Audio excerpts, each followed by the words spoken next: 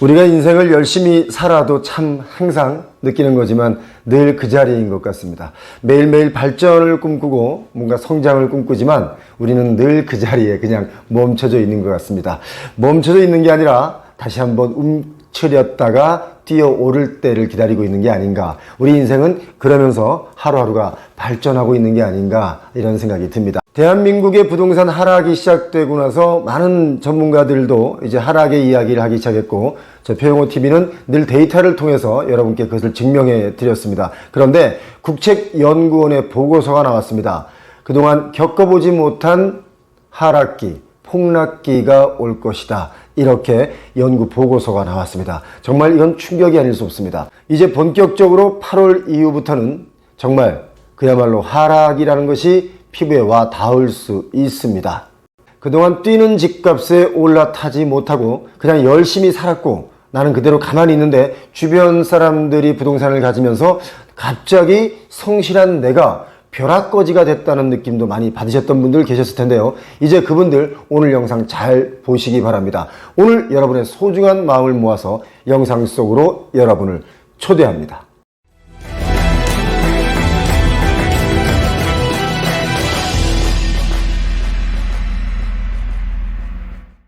집값의 본격적인 하락은 이제부터 시작이다 라고 하는 보고서가 나왔습니다.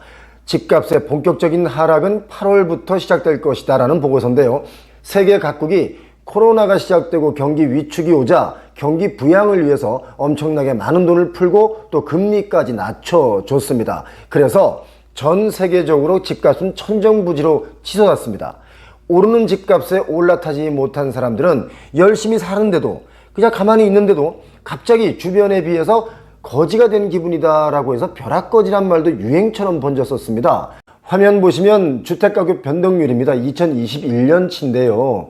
여기 보시면 호주가 15.6%로 올랐고요. 미국이 12.4% 뛰었습니다. 그리고 캐나다가 11.3% 뛰었고요. 독일도 7.7% 뛰었습니다. 한국이 그래도 가장 적게 6.2% 뛰었는데 이건 엄연히 말씀드리면 2021년 기준치입니다. 2021년 한 해만 이렇게 한국이 다른 나라에 비해서 좀 덜 올랐다 이렇게 표현하는 거예요. 그래서 이 숫자를 가지고 많은 사람들이 한국의 부동산은 미국이나 호주나 캐나다처럼 더 뛸 것이다. 앞으로 상승 여력이 충분히 있다. 이렇게 주장했던 것 같습니다.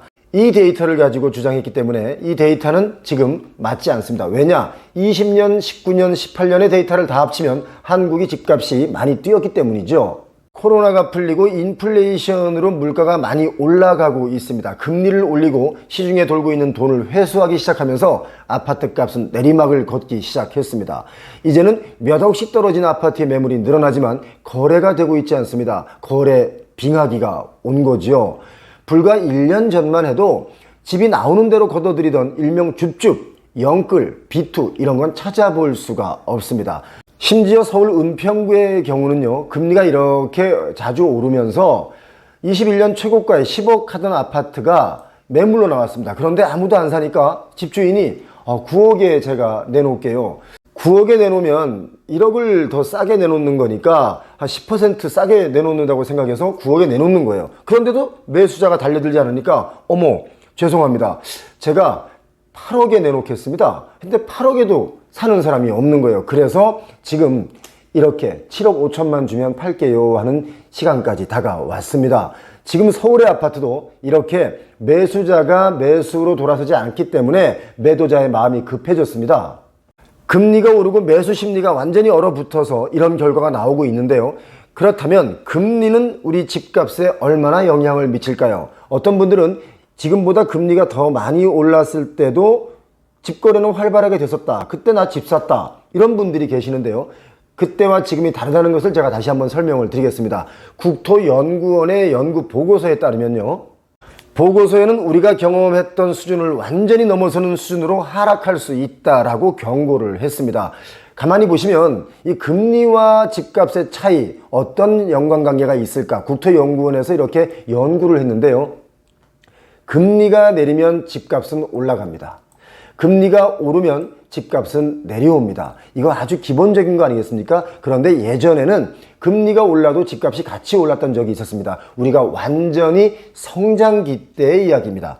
지금으로부터 우리 20년 선배님들의 얘기입니다. 그래서 금리가 오르기 시작한 최근에 집값은 떨어지기 시작했는데요. 그렇다면 이 집값이 언제부터 본격적으로 떨어지느냐를 놓고 연구를 했는데 12개월에서 15개월 금리가 제대로 적용이 되고 그것이 피부로 와닿는 기간이 한 1년 정도 소요된다. 이렇게 보고 있는 겁니다. 그래서 작년 8월에 이렇게 금리가 0.75였는데요. 지금 딱 1년 만에 2.25% 기준금리가 올랐습니다. 이제 돈을 회수하기 시작한 거예요. 그래서 작년 8월에 금리가 오르기 시작했기 때문에 올해 8월부터는 이제 집값이 본격적으로 하락할 것이다. 이렇게 보고서에서는 보고를 하고 있습니다. 그래서 아파트 매물이 쌓여도 찾는 사람이 없다. 거래 빙하기에 완전히 접어들었는데요. 올해 1월부터 5월 수도권 거래가 73%가 이렇게 뚝 떨어졌습니다. 이건 또 굉장히 우리에게 시사하는 바가 큰데요.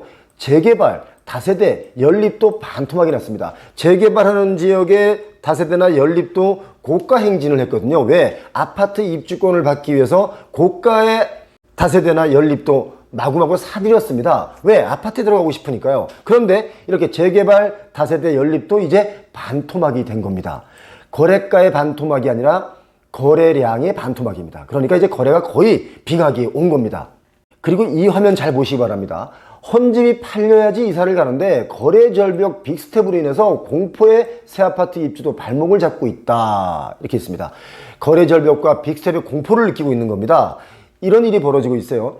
서울에 사는 A씨라는 분께서 서울 은평구에 분양받은 새 아파트에 입주했지만 최근 잠을 이루지 못하고 있다. 아파트 청약 당시 기존 주택 처분 조건으로 당첨이 됐는데 이전에 살던 서울 도봉구 아파트가 팔리지 않아서입니다. A씨는 입주 후 6개월 이내에 그 이전 집을 팔아야 하는데 최근 거래도 없고 보러 오는 사람마저 없다고 해서 걱정이 큽니다.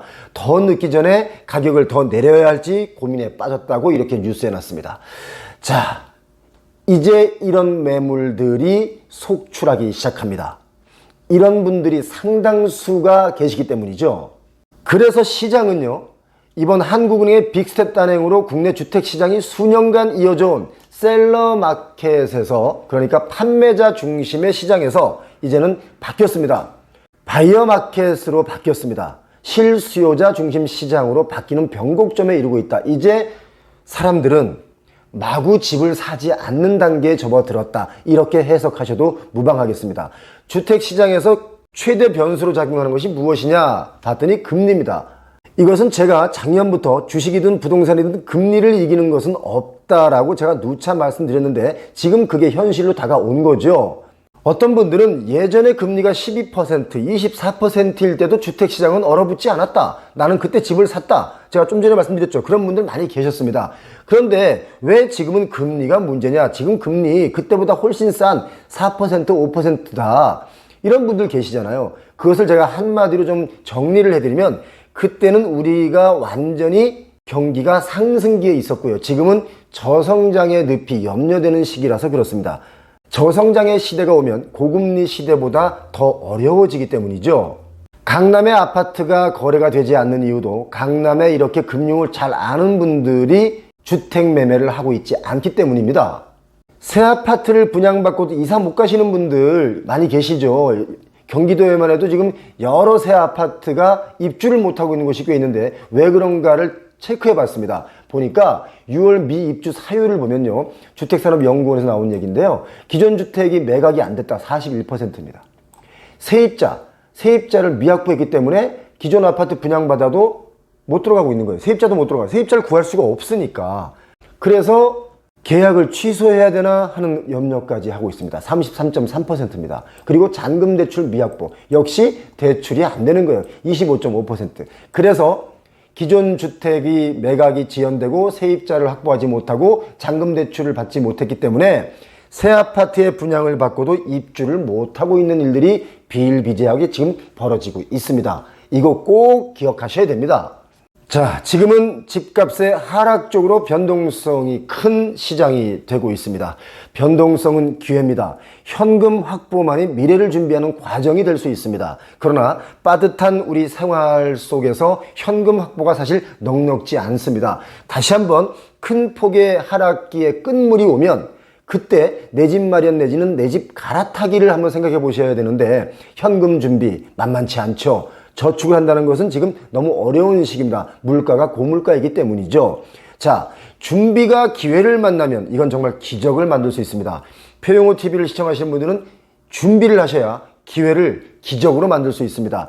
지금은 하락의 추이를 보고 시장 상황을 지켜보면서 매수 시그널이 나오기 전까지는 관망하면서 시드머니를 준비하시기 바랍니다. 천조자조, 하늘은 스스로 돕는 자를 더 잘 돕습니다. 우리가 스스로 돕는 그런 기회를 만들어야 되겠습니다. 표용호 TV를 구독하시는 분들과 구독하지 않는 분들의 차이는 매수 시기가 와도 알지 못한다는 것일 수 있고요. 알아도 매수를 못한다는 뜻일 수도 있습니다. 표용호 TV와 함께 그 기회, 경제적 자유를 만들어 보시길 권해드립니다. 구독, 알림 설정해 주시고요. 오늘도 행복한 하루 되십시오. 감사합니다.